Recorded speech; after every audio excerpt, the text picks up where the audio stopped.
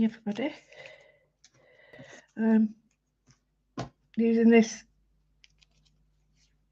very simple strategy, I'm going to do what is known as my mindful moodling, which is it's all about taking time out for yourself, to be creative, to take those things that we used to love when we were children, doodles, and create a new mindful project and sort of strategy for those times we need it. So yeah, this is one of my first sort of live like this, so bear with me because no doubt it'll go Pete Tong, but hey, we're here to learn, aren't we? So what I'm doing now is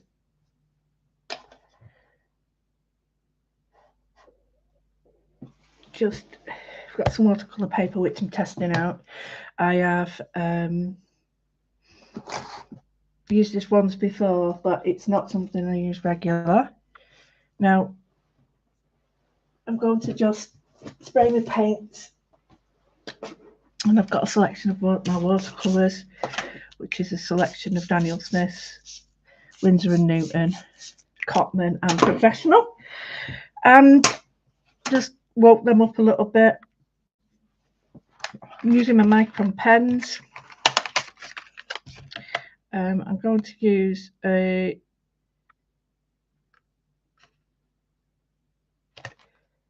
let me see now I get this right.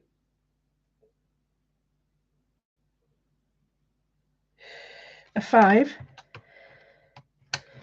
So, and it's a mid-grey because I don't want anything that's going to be too hard. So I'll just bring this camera down a little bit. This is terrible. Come on.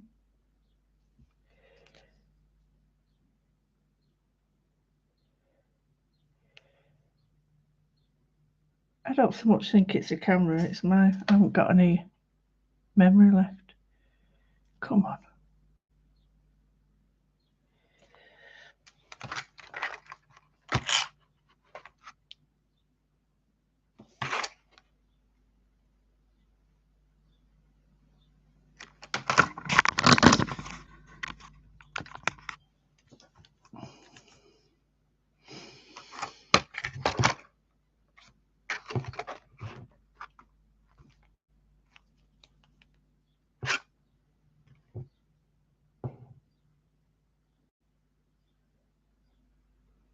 What is going on with this camera?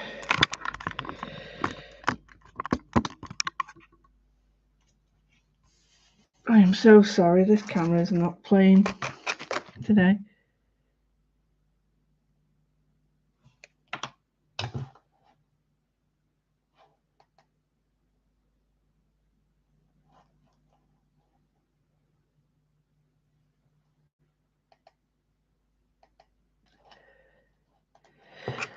Well, I'm just going to go ahead and hope that you can get some idea, even though the camera's very fuzzy. So what I'm going to do is I've got a section, and I'm just going to draw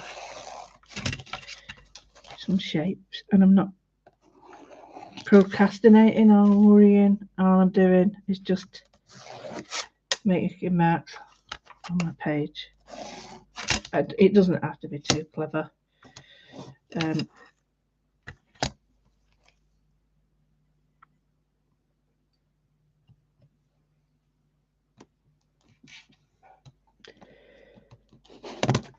Not the right one, so I'll have to do this one.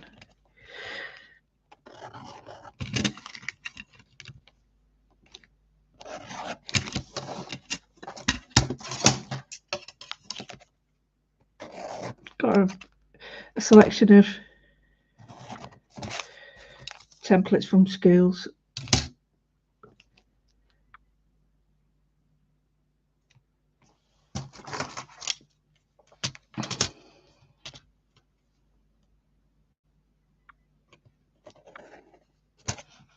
And I'm just making some marks, like I said.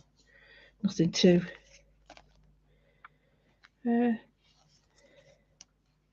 nothing too sort of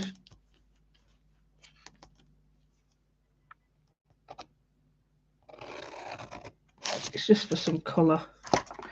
Right, I don't expect anybody to be watching, so that's cool. But I just need this camera to behave after all this time. So one of my things is to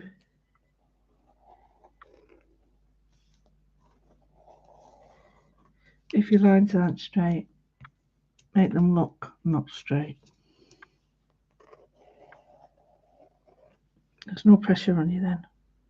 Okay, I'm using the archival ink, and it's a micron, secure micron, and I know it's going to be permanent when I put the paint on. Okay, so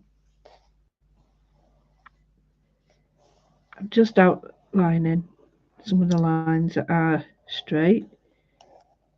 I'm not trying to make them perfectly straight or perfectly wiggled. I'm just giving it that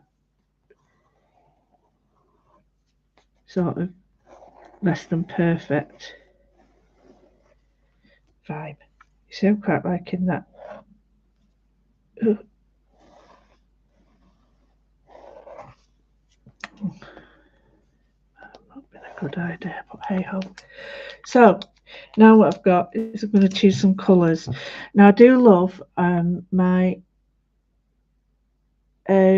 use of a colour cube, so I'm just going to set the ideas down of using very simple colours. So I'm going to use browns and oranges with some turquoise. So the first one down is we're going to be using like a quinacridone. So this is blocked paper. By that I mean it's sealed down, so the other sides are all glued and there's a little gap there. So and it's 100% cotton, and I've just tried it from a shop, so I'm just going to see how nice it is for the price. So just a little bit of a warning, take any excess off, because if you scruff there like me, you might make that. So I tend to work in threes, so I'm going to use another area of quinacridone, and this time I'm going to make the selection sort of move across. So I'm going to use it here, so I put the heavy pigment load there, clean my brush, very simple, bring the water over to it.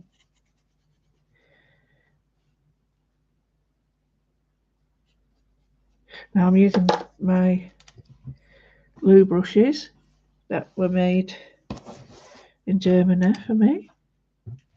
So, and again, the quinacridone, just laying the colour down there, and then bring that out. And I've been doing this for about, I suppose I've been doing this thing for about 15-20 years. And I was an art teacher in a school, so I have got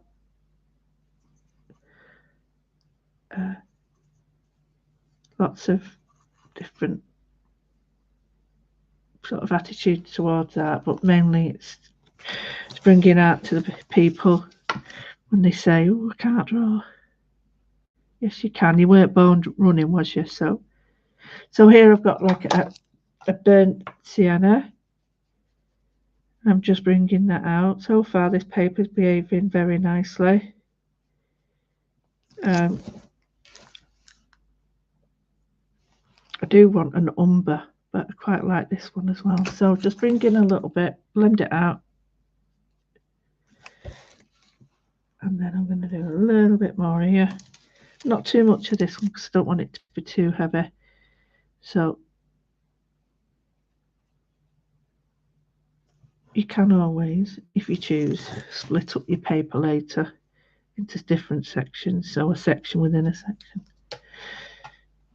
So this is just about taking your time, enjoying what you do, and colouring in. And if you think back, it's one thing we loved as kids. Wherever you are in the world, colouring in was just the bomb best. So I've got these warm colours.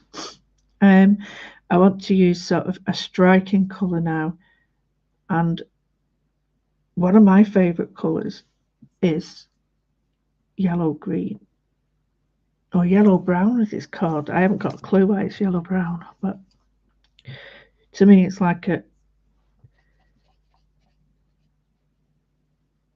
you know, when you see the rapeseed in the fields, that bright orange, it's beautiful. So I'm not using wet in wet yet. I'm just going to use very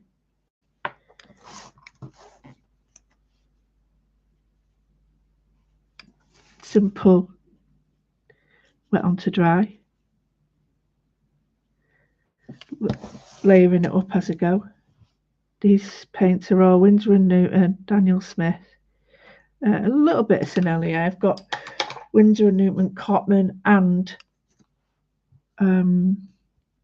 Pro. Now, I think this needs a bit, this is very warm and you shouldn't really use cool with it, but I think sometimes that can really sort of activate it a bit. So I'm going to use a green, but I'm going to use it in a way that hopefully it'll work with this. That's it. So I've used a little bit of Hooker's green and I've toned it down with a little bit of red. This paper's behaving very nicely.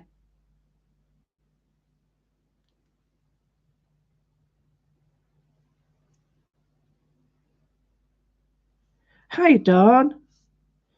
Yeah, no, I'm just trying this out to see what happens, if anything. It's not planned or anything. I just wanted to see what I can do.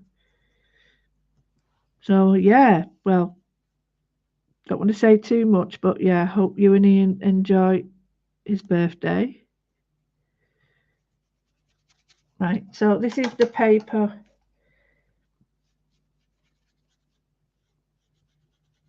that is from a cheaper shop than I normally use. I'll try everything. Normally I say buy cheap, buy twice, but as always, I only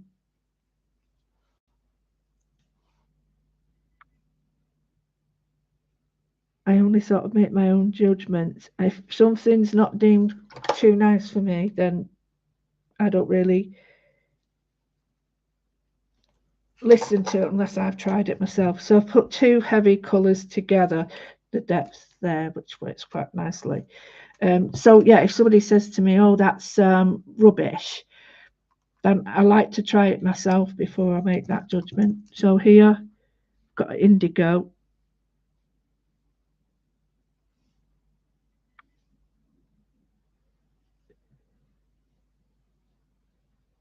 There's something about colouring, isn't there, that just frees you up. So here, bringing the water to the colour, bringing the colour down.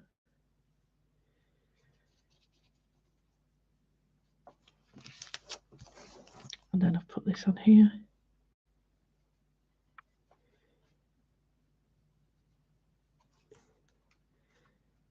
Now when I'm actually colouring with this, it's very strong, but when you look at it in the palette, it doesn't look that strong at all. So sometimes having your swatches is really important, as long as you don't move your paints around, that is, like I do. So we've got the indigo. I think we need indigo here. Just be careful.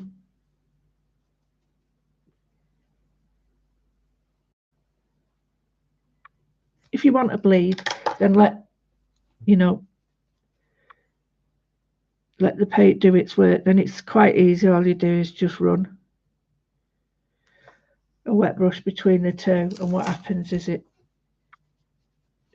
bleeds quite nicely. I'm just going to put a little bit on and let it come down here.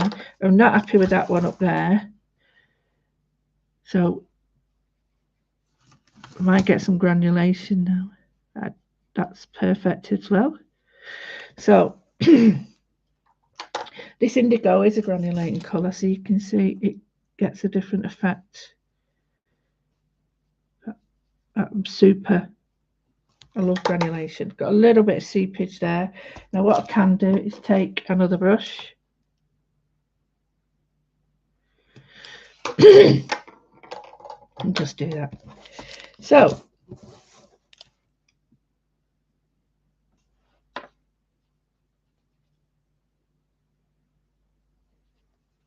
now that's mingled. Now I like some mingled. Purple and yellow are perfect together, but only if you want them. And I didn't want that quite there, so I'll leave that to dry, and then we'll need to look at the colours and where I can sort of use a colour next to it. So I went for indigo rather than the turquoise, which has worked out quite nicely. It's a strange combination, isn't it? So now I'm going to use jaune yellow, which is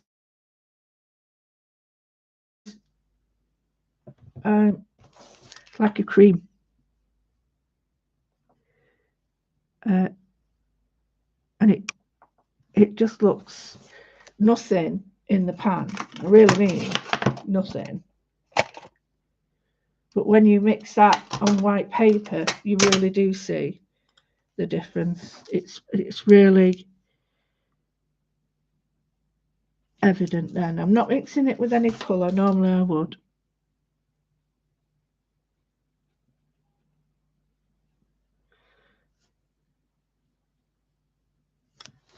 So we've got it continuing, and then a tiny bit of water, not a lot.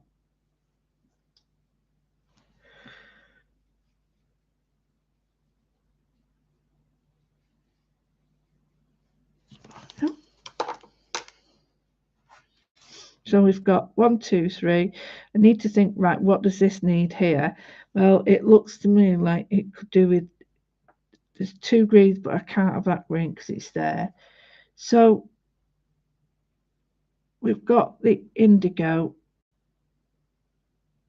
I think what I'll do then is I'll just put the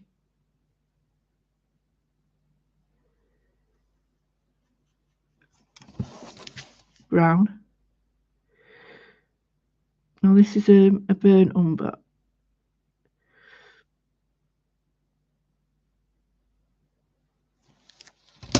And the burnt umber is a flat.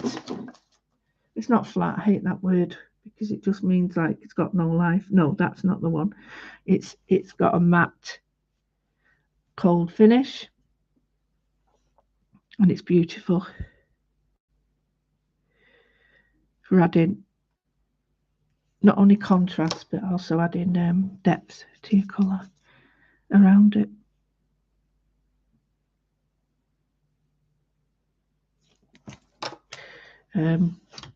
It's a great neutral, mixing neutral, but like the others, careful in case it granulates. If you don't want it to granulate, which I do because I love granulation. But you can see the purple seeping through. That's quite nice because it's dark. It'll be hard for this to be too contaminated with that colour. So I'm just going to put, and hopefully that'll be dry enough to take this. Make some colour.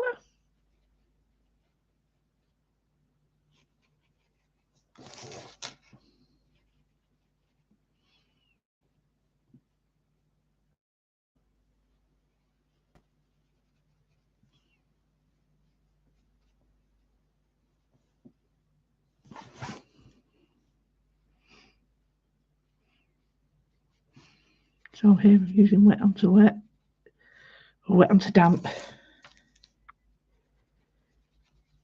Just bringing it out with the brush, and I might just go just here.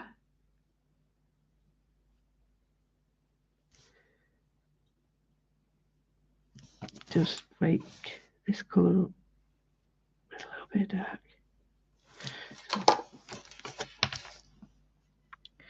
I'm going to just look to see where I need to bring dark to other areas now. So we've got this one here and that one there. So what I'll do is I'll put a little bit of umber here. Oh, that's touching it. I'm not too happy about that. So I know Quinn, when in doubt, quinacridone out. Now I love all the quinaquinones, especially Daniel Smith. He's got all the quinaquinones, but they're quite expensive. But that's what you get into it. That's what you pay for. You pay for quality paints. So I'm looking around.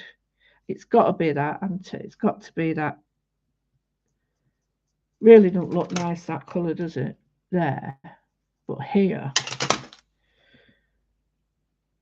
it's just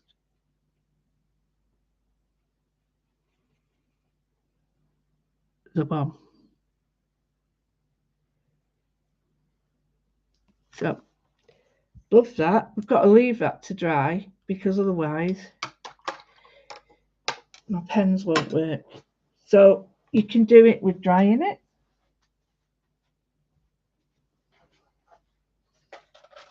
I'm using a heat gun. Just give it a dry.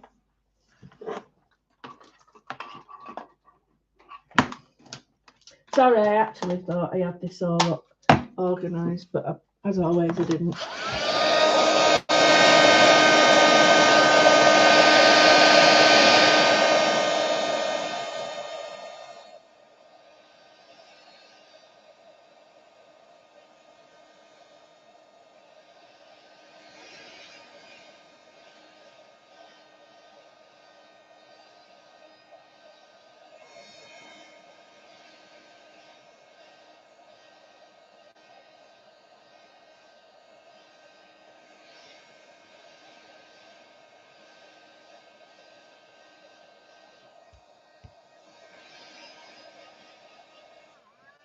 The only issue I have with these is that because I can't get underneath, I can't dry underneath. Now, these little issues, the seepage, don't worry, they can be sorted when you actually go back in and we can make an element out of them.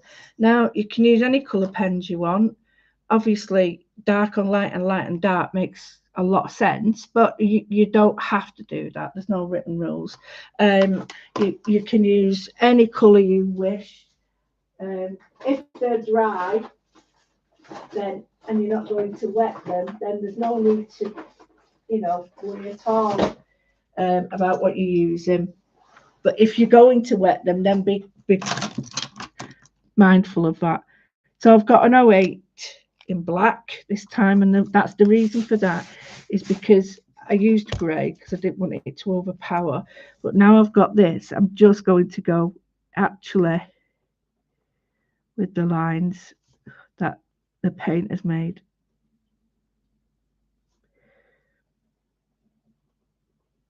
You're almost covering all those little lines up.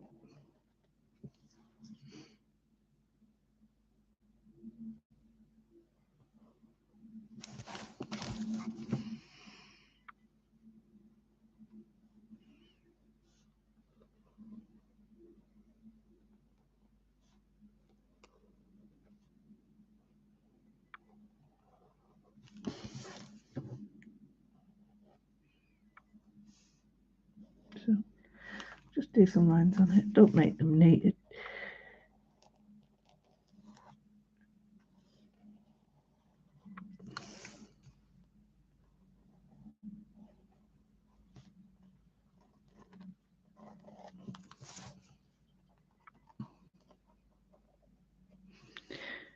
So I've made friends with these little wobbles, and I think it makes for more interesting outcomes.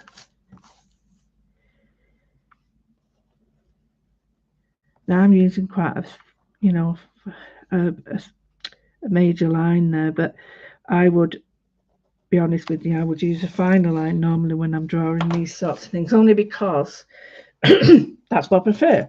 It makes no odds to anybody else. So here I'm just going to put in some structured lines now, and by that I mean where the sort of inside the lines, and you know, like a circle is a circle, not a sort of wiggly circle, you know, making sure that they are quite neat.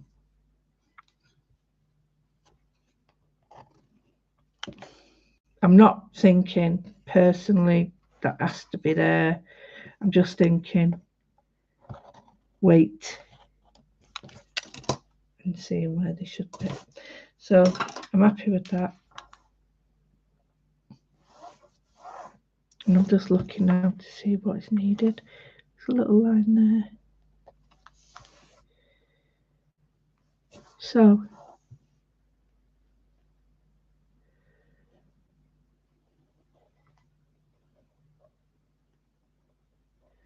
those lines are getting bigger.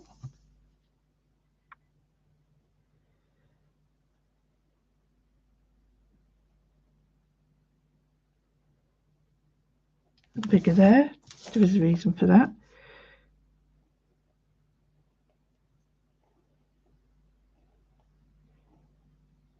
Okay.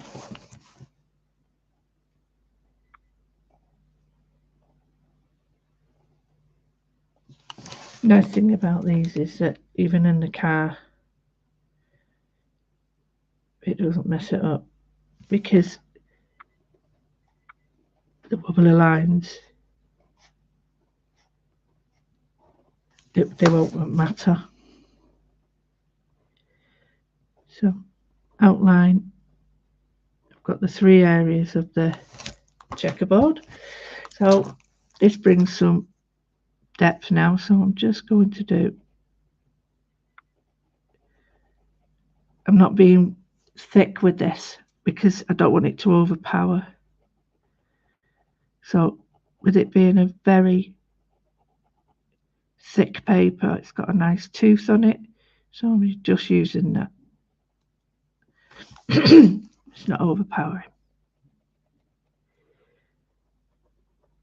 Sometimes you can start at the edge and then it goes all to pot at the edge, in the middle, so start in the middle and work out there.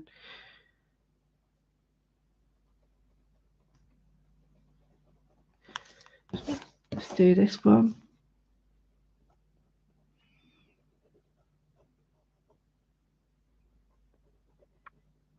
At the end of the day, you do whatever you want.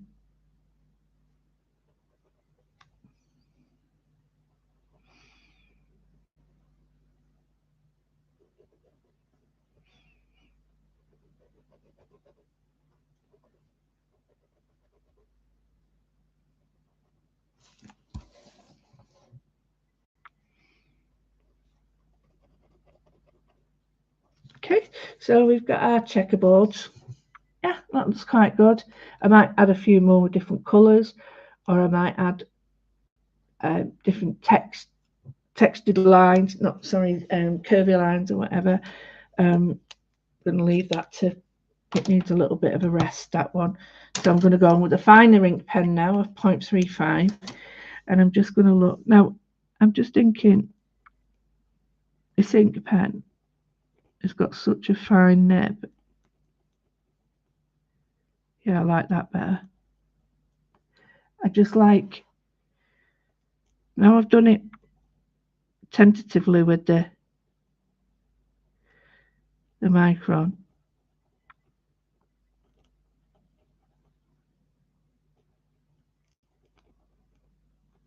I'm not worried about going back in like that. So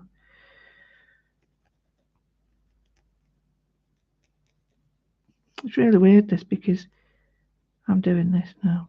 And when you do a piece of work like this, you show someone. If you miss one of these squares, it's the first thing they spot.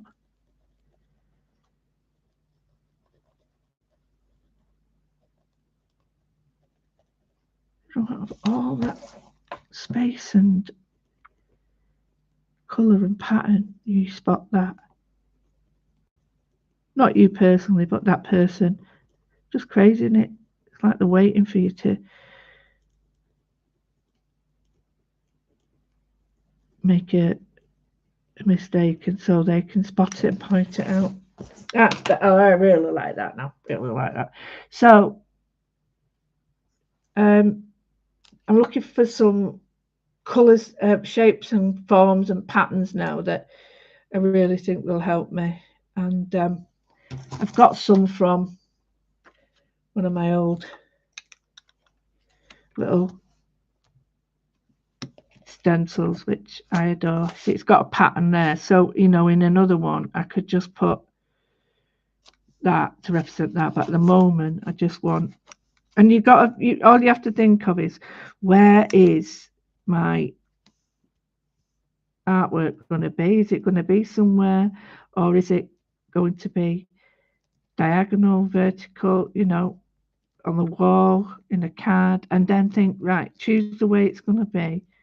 And if you want a direction in your work, then you can put your stencils on and just sort of think, right, okay, that's fine now. I'm liking that. That's the way I want it to be. If you don't care like me, most of the time I tend to sort of just do it, and then I think, which way is the best way? And necessarily the way I made it, not necessarily the way I made it, is, not always the way I like it.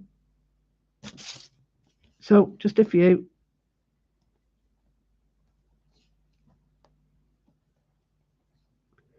These are like little zigzags.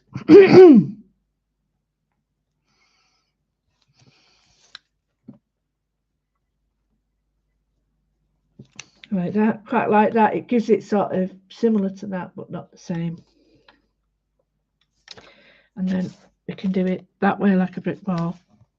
And we can just do it quite like that, quite like this. So I'll show you what I mean.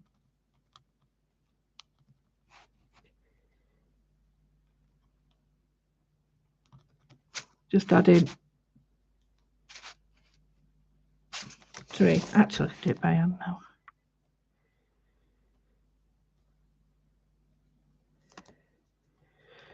Like that, just enough. Cool. And then I'll just put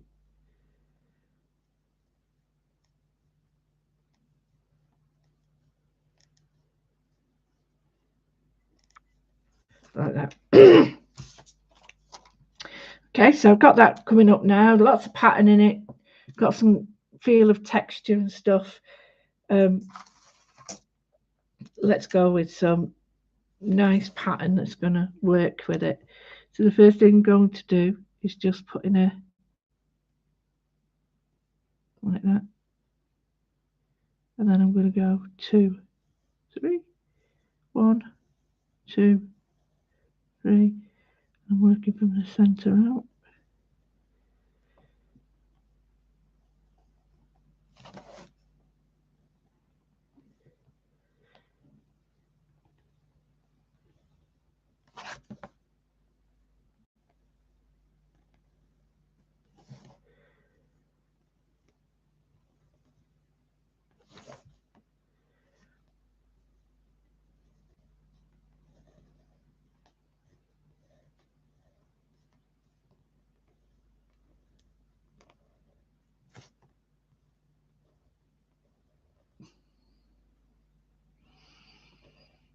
So we've got our pattern in there, which is, it's quite easy to do that. You can do a proper shell pattern, but I get lost when I'm doing it, so I tend to just make it up as I go along, so I don't get stressed by it actually. So I'm going to use a little bit of that pattern here, but I'm going to do it smaller because there's not much space.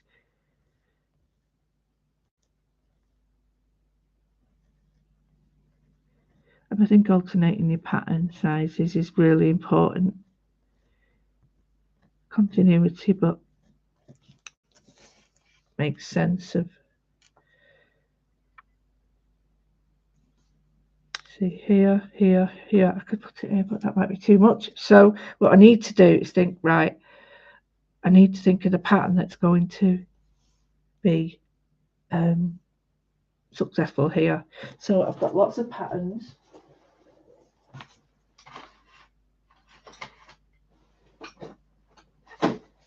That I've already done. So I'll look at these now and I think, right, it's always important to get other patterns out that you've got and just say, right, okay, these might work, these might work. And these are some patterns I do in my lives, just they're very, very quick patterns and shapes, and it's all about abstracting from your artwork. So I take an element of my artwork, I get a viewfinder and blow it up, and I tend to work like that, and it really does help me. So I'm looking at this and I'm thinking, okay, we've got some really nice patterns in there, and there's one that I really like, and it's just simple squares, but then they end up looking like triangles. It's really cool. So I tend to do it in squares going that way, and I do 3 lines consecutively bigger, I can't say the word, like that.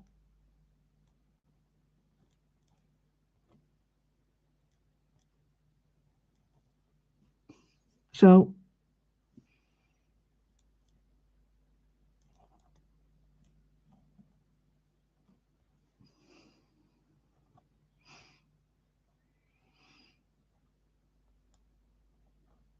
like that. Looks pretty random there, but I actually quite like the fact that it's gone really big and little and big and little. And I'll do the same, but this time here I'll do a smaller version like I did. So this 3.5 pen has come to be one of my favourites. I got them from Japan, and I absolutely love them. They're not the cheapest pen on the market, but they're made, I think it's Mitsubishi or Sakura, but they're absolutely brilliant, and they've got a metal nib. It's really hard to see, but it's a 0.35. It's so nice to use.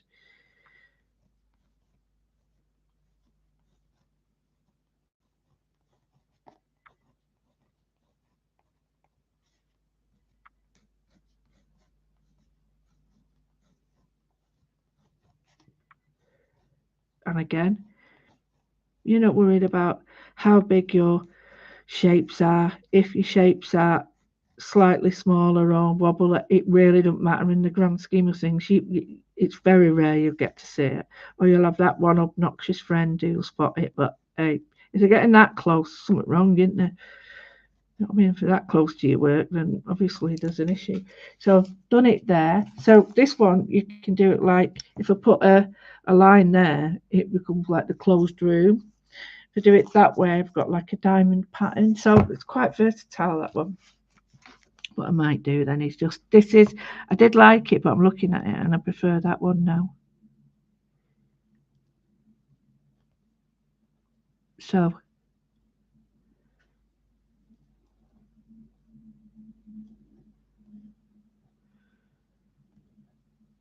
that's better.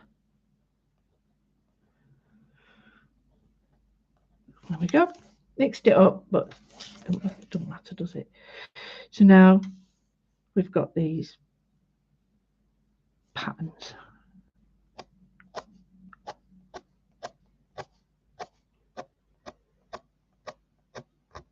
So this is just scratching.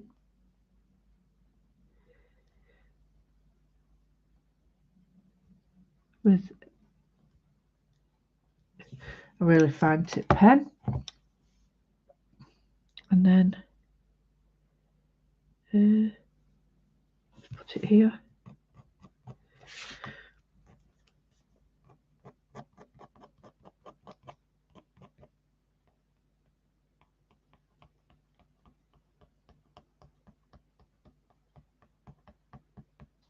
So here I'm just going to put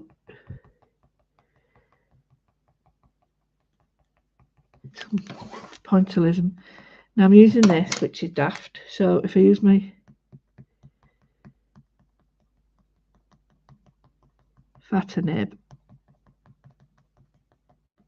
I can make it denser up here quicker. There we go. That's quite nice. So, oh, I know where I'll do it.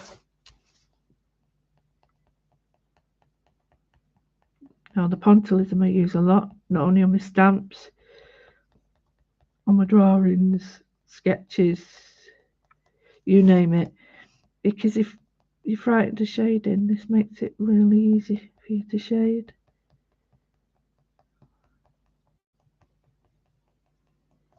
So as you move away from the object you're shading, you make the dots smaller. And more spread out. And we get a shading that is not super heavy. Like that. So happy with that one. So we'll look at it now, thinking, yep, I'm really happy with how this is going. It needs some elements working on. So I think this and this here needs some. So what we're going to do is switch to a light now.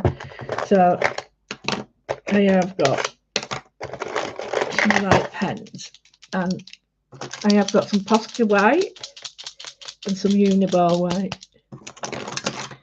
And it all depends on which works faster. So again, I'm looking at some of my shapes, and I think I like these, that one, and that one, because I think they're going to make a nice point on here. So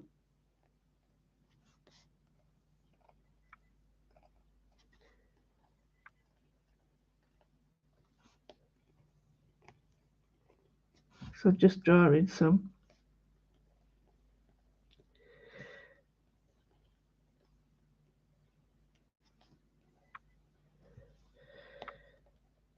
Circles there, okay. Now I might need them to be a little bit darker. So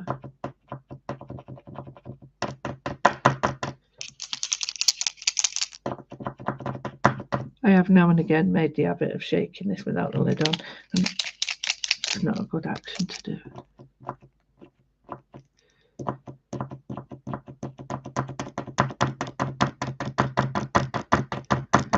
I think this may have run out.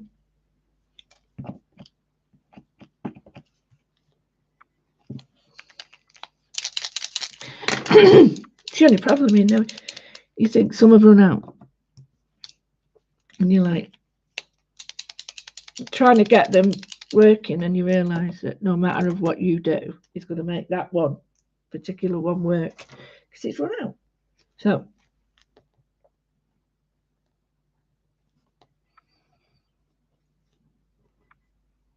that's one crush nib and all. That's good, beating the life out of it.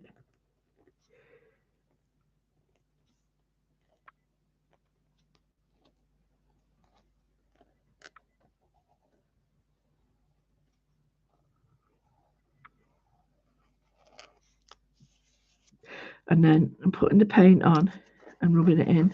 I don't want it to be too evident. I can use the paint that's blobbed here.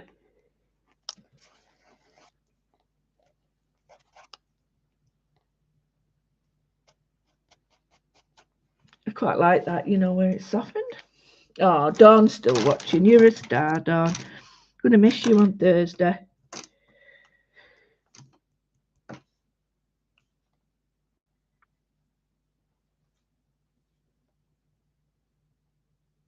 but you're on to bigger and better things with the lovely Ian. That didn't sound very good, did it? I can't say any more than that because I've put down that it's for children. So stop there. Here,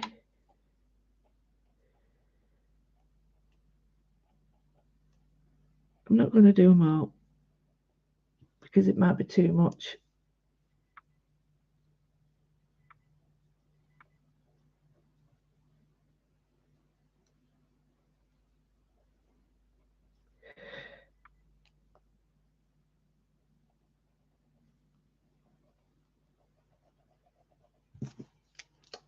Nothing like that. Nothing quite like it. So inside these, where it's dry,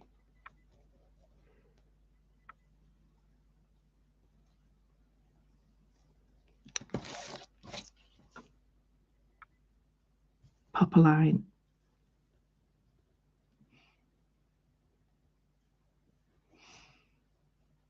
I might have to do this again, I don't know yet. So we've got our like pimples or what you want to call them.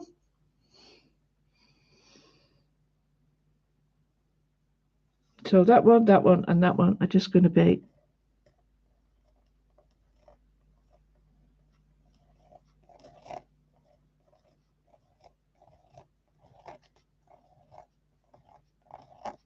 I tend to scratch. I tend to draw big ones first and then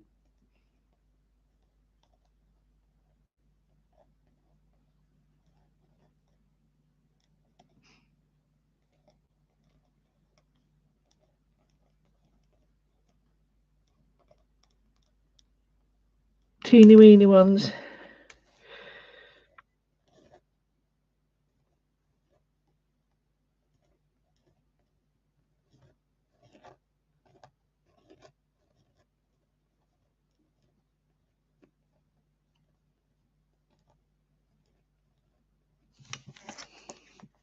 In the jaune yellow paint.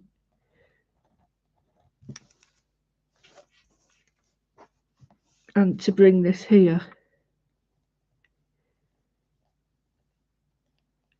I'll put circles in there. Then some fading circles at the edge so it matches.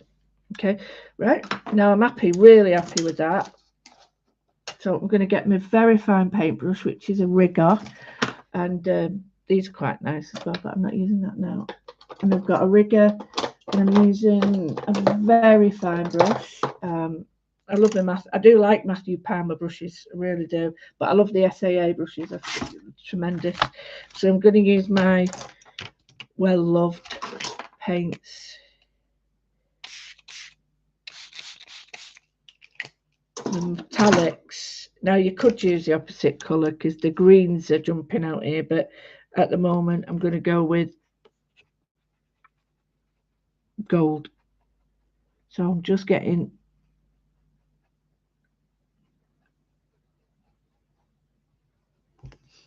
maybe a tiny bit more water to it. That's it. So I'm looking at where the gold would really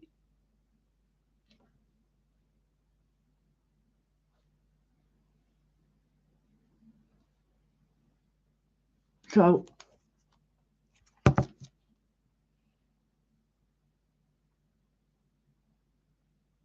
now that white line, dark line I put on it, it's disappeared, but it really doesn't matter because I'm only seeing little elements of it, which is cool. I don't need to see much more.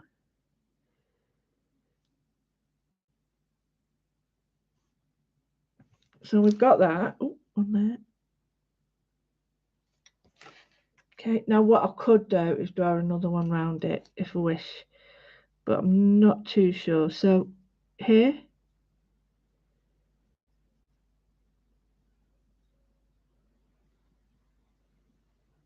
where the black is, I'm just using the edge of my brush to get that Find apple.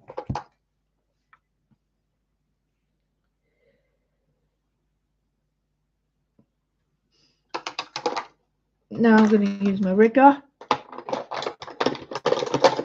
Rigger. Come on, where's my rigger? Oh, right in front of me. Get my rigger out. A rigger is a very thin brush to create lines. So to me, there's an art in this. If you ever get a chance, go online and have a look at rigger artists or people who use riggers on cars and strips. So they do pinstripes and stuff. It's just what? It's unbelievable how crazy straight they all are. But they're really amazing. So I'm just going to go now.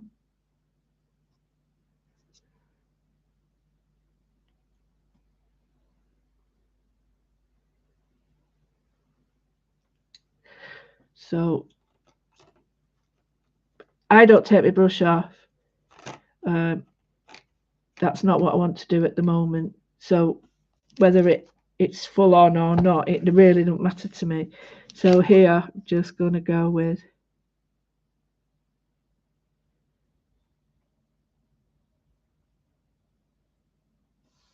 Now I can take it off there.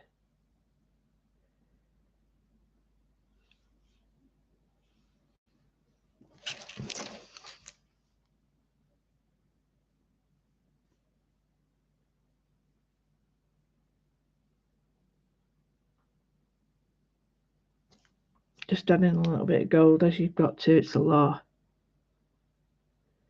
So I've got that there.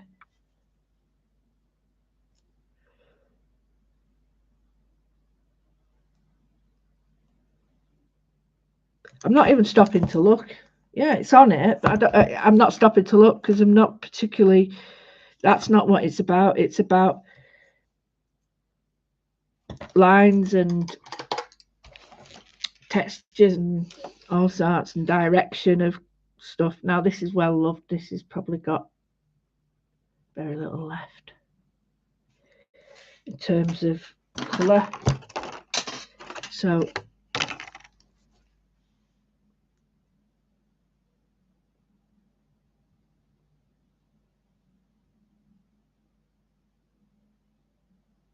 as you can see, I'm allowing the paintbrush to do the work. It's hit and miss, but I really love it. The fact that it's, oh, there's no paint on it.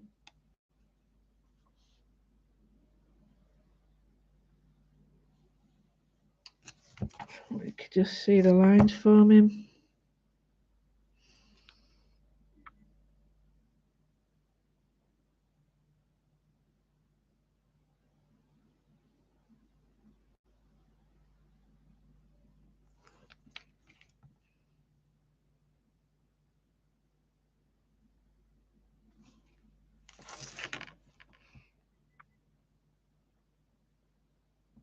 There's nothing to me more rewarding than a blank piece of paper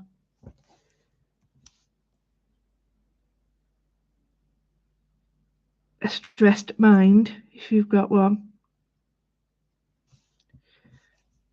and colours, whether they be pencils, paints, watercolours, children's paint. It really has no importance.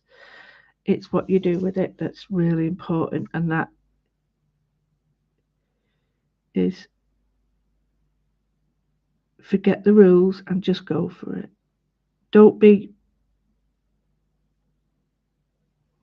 hooked up by other people's standards. If you don't like it, you don't like it. Learn to be, critical of your work, but in a positive way. None of this, I hate it. If you don't like it, it's because it's not finished. So I've got lots of colour there, but I do want to bring in, I don't want to go over the top. I'm still using my rigger, but I want to bring in this orange because this quinacridone gold is just an amazing colour. And using the rigger, I'm really enjoying painting because I'm just taking my time. Very little accident wise can go wrong because it's so fine, but it's just so rewarding.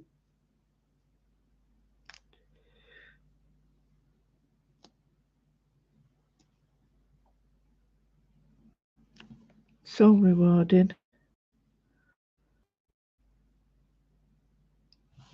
So we've got some nice colour going on, and I think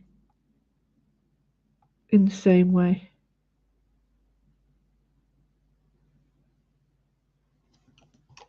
I'm going to do 2 lines of the bronze copper. I always get the two confused. Then I'm going to go with bronze.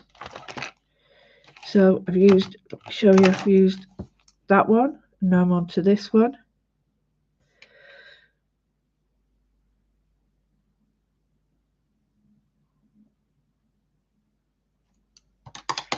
And I'm on to this one. I'll do a champagne, I think. These are great paints, I love these.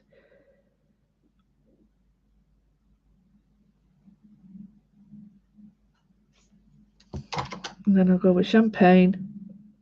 No, I've got champagne with like,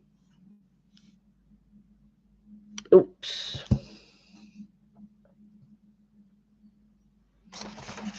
There it is. So just going to go in with the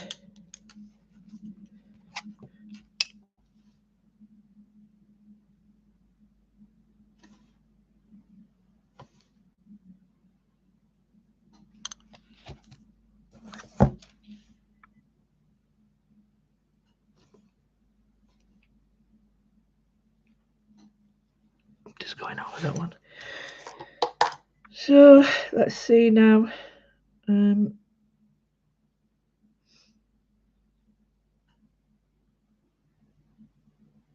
don't want to colour for the sake of colour, but it just needs something extra, and I know what it is, and it's a case of finding it. I will find it.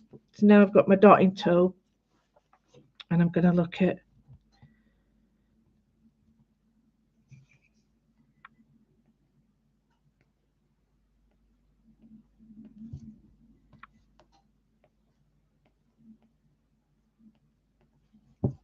so one dot.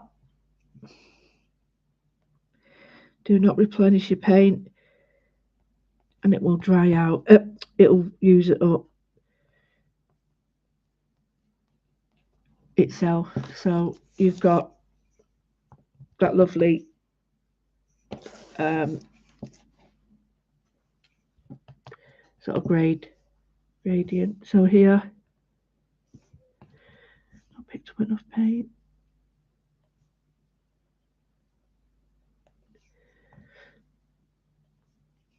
Oh, I know why. Water.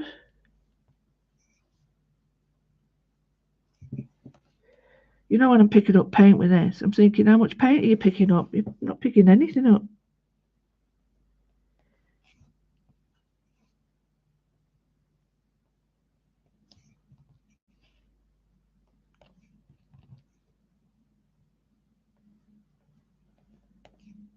We've got 3 areas we're going to do this in, and if we can, it'll be like 3 different versions of this,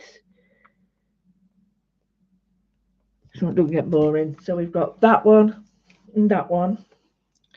I'm going to change over, and I'm going to go with the gold, and I'm just going to go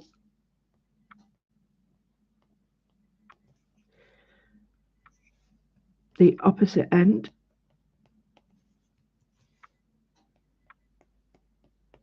I'm going to do the lights in between. I'll do the same here, but I'm going to do it from this way down.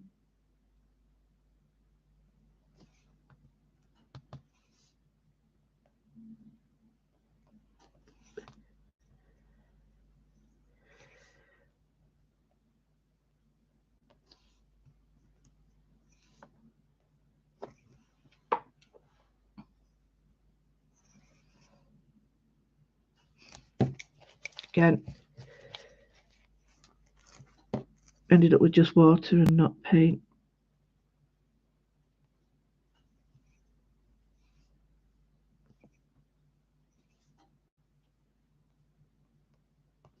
Okay, so got that one there, and the next one is in the corner.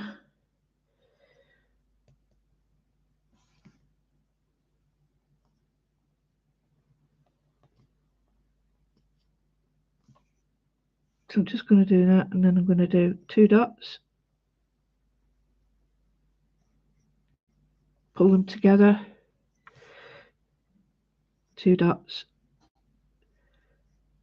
pull them together.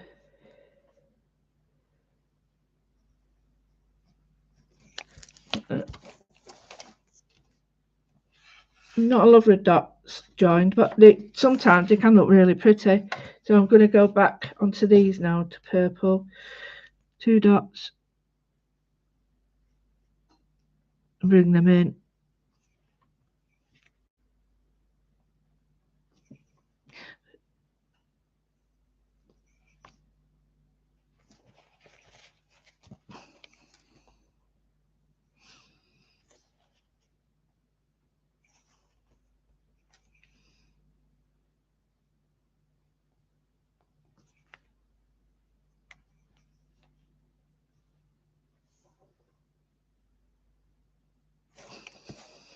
Okay, so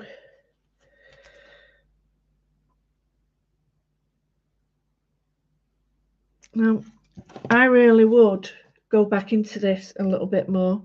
How much time have we got? We've had an hour, so I'm going to leave it at that, but I am going to work into it. So I'm just going to do this, which is the bit I love. She says,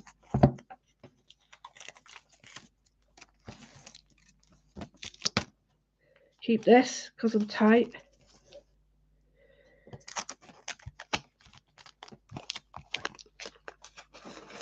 Not showing you. There we go. So now we've got quite a nice little piece of artwork that we can put on our wall, or we can cut up. So if you decide to cut it up, you can cut it up into different sections, and you can have it this way if you please, that way if you please, or that way, and it's endless. If you have it like that, it's like a landscape coming down. So